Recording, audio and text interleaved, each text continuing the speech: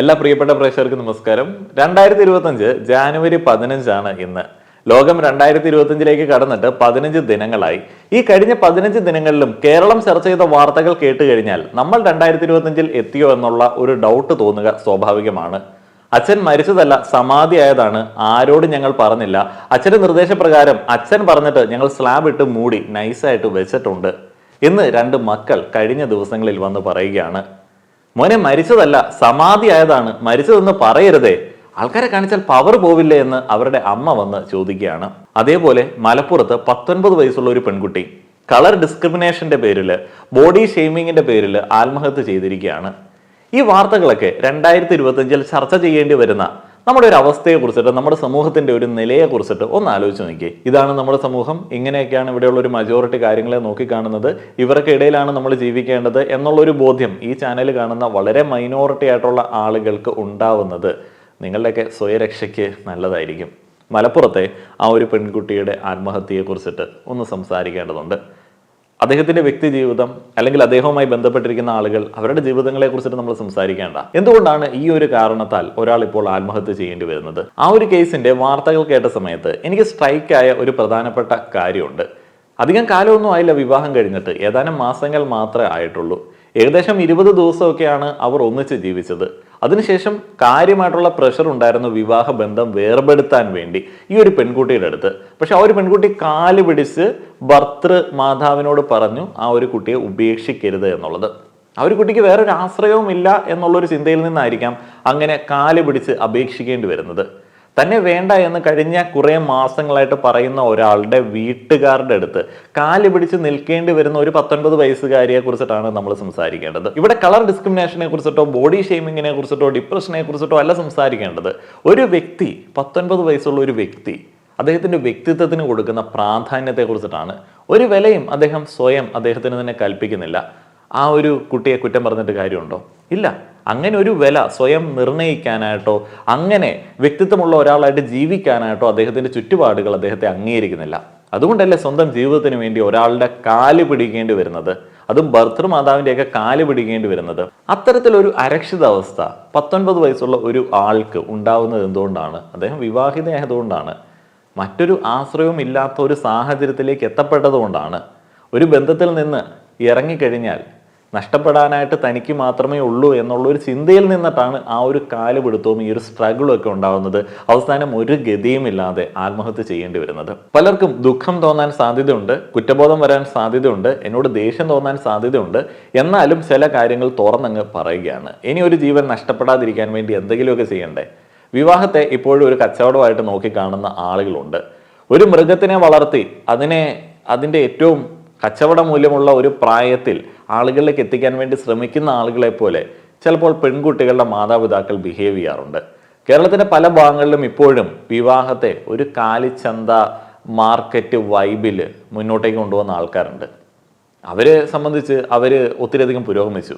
12 വയസ്സിലും 14 വയസ്സിലും ഒക്കെ വിവാഹം കഴിപ്പിക്കാൻ വേണ്ടി ആഗ്രഹിച്ചിരുന്ന ആളുകൾ 18 വയസ്സ് വരെയൊക്കെ കാത്തിരിക്കുന്നുണ്ട്. അതുപോരെ എന്നുള്ള ഒരു ചിന്തയിലാണ് അവർ നമ്മളോട് ചോദ്യങ്ങൾ ചോദിക്കുന്നത്. 18 വയസ്സിലും കെട്ടിക്കുമ്പം നിങ്ങൾ ഇങ്ങനെയൊക്കെ പറയുന്നു. അവിടെ നമ്മൾ ചിന്തിക്കേണ്ട ഒരു കാര്യമുണ്ട്. സമയമാവുന്ന സമയത്ത്, പ്രായമാവുന്ന സമയത്ത് ആവശ്യക്കാരനെ തേടി പോവാൻ വേണ്ടി ഇടനിലക്കാരെ പറഞ്ഞയക്കുന്നു. അയാൾ ഒരു ബയറെ കണ്ടെത്തുന്നു. ചിലപ്പോൾ ബയറുടെ ഇടനിലക്കാർ നേരിട്ട് വന്ന് അന്വേഷിക്കുന്ന ചില രീതികളുണ്ട്. അപ്പോൾ ഈ ഒരു സമയത്തൊന്നും ഈ ഒരു സ്ത്രീയുടെ മുന്നോട്ടേക്കുള്ള ജീവിതത്തെക്കുറിച്ചിട്ടോ വ്യക്തിത്വത്തെക്കുറിച്ചിട്ടോ വലിയ കാര്യമായിട്ടുള്ള ചർച്ചയൊന്നുമില്ല. തങ്ങൾക്ക് പറ്റിയ ഒരു ഡീലാണ് എന്നുണ്ടെങ്കിൽ നടത്തിയേക്കാം എന്നുള്ളൊരു മൂഡിലാണ് പല ആളുകളും നിൽക്കുന്നത്. ഇവിടെ ഏറ്റവും കൂടുതൽ ഇമ്പോർട്ടൻസ് ഉള്ളത് വ്യക്തിത്വം കൺസിഡർ ചെയ്യപ്പെടുന്നത് പുരുഷൻ്റെതാണ്. അവൻ്റെ ജോലി അന്വേഷിക്കും, അതേപോലെ തന്നെ അവൻ്റെ സമ്പത്ത് അന്വേഷിക്കും, അവൻ്റെ മുന്നോട്ടേക്കുള്ള ഫ്യൂച്ചറിന് വേണ്ടിയുള്ള സേവിങ്സ് ഉണ്ടോ എന്നുള്ളത് അന്വേഷിക്കും, അവൻ്റെ വിദ്യാഭ്യാസം കാര്യങ്ങളൊക്കെ അന്വേഷിക്കും. എന്നാൽ ചില കമ്മ്യൂണിറ്റികളിൽ പെൺകുട്ടികൾ പഠിക്കുന്നുണ്ടോ, എന്തെങ്കിലും പഠിച്ചോ, അങ്ങനെയുള്ള കാര്യങ്ങളെ കുറിച്ചിട്ട് മാത്രമേ അന്വേഷിക്കുന്നുള്ളൂ. എഴുത്തും വായനയും മാത്രമാണ് ശരിക്കും പറഞ്ഞാൽ 18 വയസ്സിൽ താഴെയുള്ള ഒരാൾ സ്വായത്തമാക്കിയിരിക്കുന്നത്. അല്ലാതെ വലിയ കാര്യമായിട്ടുള്ള സ്കില്ലൊന്നും നേടാനായിട്ടുള്ള പ്രായവും അതേപോലെ തന്നെ വിദ്യാഭ്യാസവും ഒന്നും അവർ നേടിയിട്ടുണ്ടാവില്ല. അപ്പോൾ എന്ത് പ്രാധാന്യമാണ് വ്യക്തിത്വത്തിന് അവിടെ നൽകപ്പെടുന്നത്? ഈ ഒരു ഡീലിങ്ങിനിടയിൽ സംഭവിക്കുന്ന ചില കാര്യങ്ങളുണ്ട്. ചില കമ്മ്യൂണിറ്റികളിൽ ചില ആളുകൾക്കിടയിൽ ഈ 18-19 എന്ന് പറയുന്നതിനാണ് ഗ്രേറ്റ് ഡിമാൻഡ്. അവിടെ അമാന്തിച്ച് നിന്ന് കഴിഞ്ഞാൽ പെട്ടെന്നൊരു ഡീലിലേക്ക് പോയില്ല എന്നുണ്ടെങ്കിൽ മൂല്യം കുറയാനായിട്ടുള്ള സാധ്യത ഉണ്ട്. അതുകൊണ്ട് തന്നെ കൊണ്ടുപിടിച്ചിട്ടുള്ള ഒരു അറേഞ്ച്മെന്റ് ആയിരിക്കും അവിടെ നടത്തപ്പെടുന്നത്. അപ്പോൾ ക്ലാരിറ്റി ഉണ്ടാവില്ല ഈ ഡീലിങ്ങിനിടയിൽ. ഈ ബയർ ആയിട്ടുള്ള ആൾ, ഈ ചൂസ് ചെയ്യാനായിട്ട് വരുന്ന ആൾ കൺവിൻസ് ചെയ്യപ്പെടാനായിട്ടുള്ള സാധ്യതയുണ്ട് പല കാര്യങ്ങളും പറഞ്ഞ്. അവിടെ അയാളുടെ താല്പര്യങ്ങളെയും പലപ്പോഴും ചില ആളുകൾ കൺസിഡർ ചെയ്യാറില്ല. കുടുംബത്തിലെ മുതിർന്ന ആളുകളോട് ഈ ബയറായിട്ട് വരുന്ന പുരുഷന്റെ ടേസ്റ്റുകളെ കുറിച്ചിട്ട് പറഞ്ഞു കഴിഞ്ഞാൽ അവർക്ക് മനസ്സിലാവുമോ? ചിലപ്പോൾ നമുക്ക് അൺറിയലിസ്റ്റിക് എന്ന് തോന്നുന്ന ചില എക്സ്പെക്ടേഷൻസ് അയാൾക്ക് ഉണ്ടാവും. അതും പറയാനായിട്ടുള്ള സാഹചര്യം വിവാഹ ഉടമ്പടിയിൽ വേണ്ടതാണ്. എന്നാൽ അതൊന്നും പറയാനായിട്ടുള്ള സാഹചര്യം അവിടെ ഇല്ലല്ലോ. ചിലപ്പോൾ അയാൾക്ക് കളർ കോംപ്ലക്ഷനിൽ വലിയ നിർബന്ധങ്ങൾ ഉണ്ടായിരിക്കും. വെളുത്ത പെണ്ണ് വേണം, കറുത്ത പെണ്ണ് വേണ്ട എന്നൊക്കെയുള്ള ചിന്ത ഉണ്ടായിരിക്കാം. അതും അവിടെ പറയപ്പെടേണ്ടത് തന്നെയാണ്. എന്നാൽ അതിലൊന്നും വലിയ ക്ലാരിറ്റി ഒന്നും ഉണ്ടാവില്ല. ചില ആളുകൾ പറയും, ഫോട്ടോ അയച്ചു കൊടുത്തിട്ട് പറയും കുഴപ്പമില്ലാത്ത കളറുണ്ട്, അപ്പോൾ അവരുടെയൊക്കെ ഒരു പെർസ്പെക്റ്റീവിലുള്ള കളറായിരിക്കും, അല്ലെങ്കിൽ നിനക്കിത് നന്നായിട്ട് ചേരും. അപ്പോൾ ഇവിടെ ഒന്നും ഒരു ക്ലാരിറ്റി ഉണ്ടാവില്ല.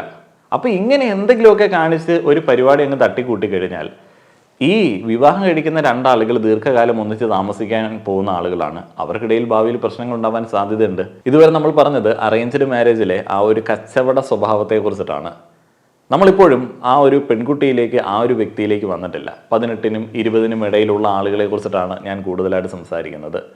അവരുടെ പ്രൈമറി പർപ്പസ് ഓഫ് ലൈഫായിട്ട് അവർ ആ ഒരു സമയത്ത് ചിന്തിക്കുന്നത് എന്തായിരിക്കും? അല്ലെങ്കിൽ അവരിലേക്ക് ഈ ഒരു തീരുമാനം എടുക്കാനായിട്ട് പോകുന്ന സമയത്ത് വീട്ടുകാർ പറഞ്ഞ് കൊടുക്കുന്ന എന്തായിരിക്കാം? നിന്റെ പ്രൈമറി പർപ്പസ് നീ സ്ത്രീ ആയതുകൊണ്ട് തന്നെ വിവാഹം കഴിക്കുക എന്നുള്ളതാണ്. ബാക്കിയെല്ലാം അവർ തീരുമാനിക്കുന്നത് പോലെ, വിവാഹം കഴിച്ചതിന് ശേഷം ഭർത്തൃ വീട്ടുകാരും ഭർത്താവും തീരുമാനിക്കുന്നത് പോലെ. ഒരു പെൺകുട്ടിയുടെ സ്വതന്ത്ര ജീവിതം ആ ഒരു 19 വയസ്സിൽ അവിടെ അവസാനിക്കുകയാണ്.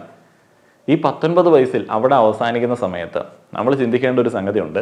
സ്വന്തമായിട്ട് ഒരു വരുമാന മാർഗ്ഗമില്ല. ഒരു പൗരൻ ഒരു രാജ്യത്ത് ജീവിക്കുന്ന സമയത്ത് അയാൾ എല്ലാവർക്കും സമനാണ് എന്നുള്ള രീതിയിലാണ് കൺസിഡർ ചെയ്യപ്പെടുന്നത്.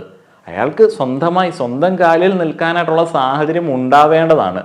അതിനുള്ള ഒരു സാഹചര്യം ഇവിടെ ഈ മാരേജിൻ്റെ ഇടയിൽ പെടുന്ന പെൺകുട്ടിക്കില്ല.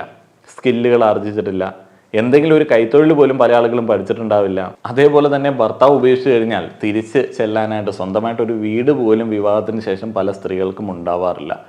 വിവാഹം കഴിഞ്ഞിട്ട് തിരിച്ച് വീട്ടിലേക്ക് ചെല്ലുമ്പോൾ ഉണ്ടാവുന്ന സമീപനമൊക്കെ പല ആളുകൾക്കും പല രീതിയിലാണ്. ഇനി മറ്റൊരു പ്രധാനപ്പെട്ട കാര്യം, ഇപ്പം റീസെൻ്റായിട്ട് നമ്മൾ കണ്ട കേസുകളിലെ ആത്മഹത്യ ചെയ്ത പെൺകുട്ടികളൊക്കെ വിദ്യാഭ്യാസമുള്ള ആളുകളാണ്. അറ്റ്ലീസ്റ്റ് കോളേജിലും സ്കൂളിലും ഒക്കെ പോകുന്ന ആളുകളാണ്, +2-നൊക്കെ പഠിക്കുന്ന ആളുകളാണ്. അങ്ങനെയുള്ള ആളുകൾ എന്തുകൊണ്ടാണ് സൂയിസൈഡ് ചെയ്യുന്നത്?